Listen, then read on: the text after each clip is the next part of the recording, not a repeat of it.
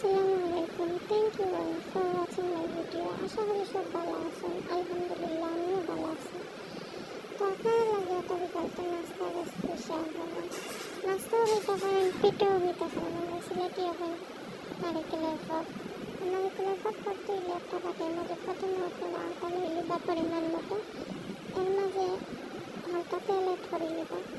তারপরে গরম পানি হবে একটা ডোর তৈরি করে নেবেন। এরপরে মেন যে জিনিস নারিকেল, নারিকেলটা একটা বাটির মাঝে লইয়া পরিমাণ মতো চিনি অ্যাড করে একটু 5 মিনিটের লাগে পুরিয়া তৈরি রাখতাম। তারপরে স্বাভাবিক আপনার রুটি করে যে লালা ছোটো ছোটো হলে রুটি কয়েকটা করে দেবেন।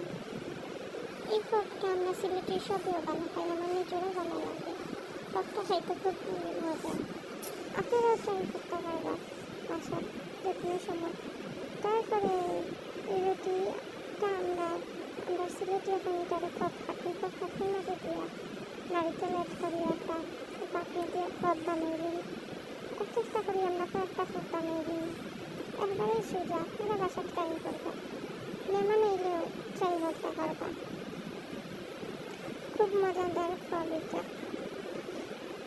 তো এরপরে কয়েকটা আমরা পপ তৈরি করে নিই।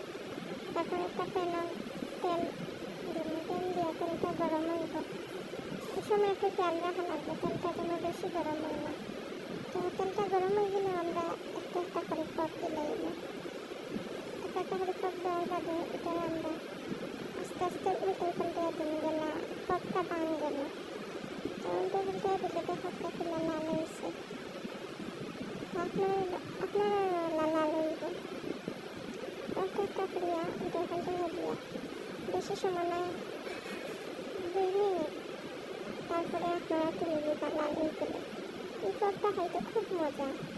আমরা না কয়েকটা পপ তেলে ভাজি নিই। খুব মজাদার পপ, খুব মজার। এটা আপনারা সবাই ট্রাই করতে পারবেন। তো পপটা আমরা তৈরি করার বাদে সুন্দর করে একটা প্লেটে লই নিই। তা এই ভিডিওটা যদি আপনার ভালো লাগে তো লাইক কমেন্ট শেয়ার করি। একটা খুব মজার একটা পপ, আপনারা বাসায় ট্রাই করবেন। তো ভালো থাকার পাশে আল্লাহ হাফেজ।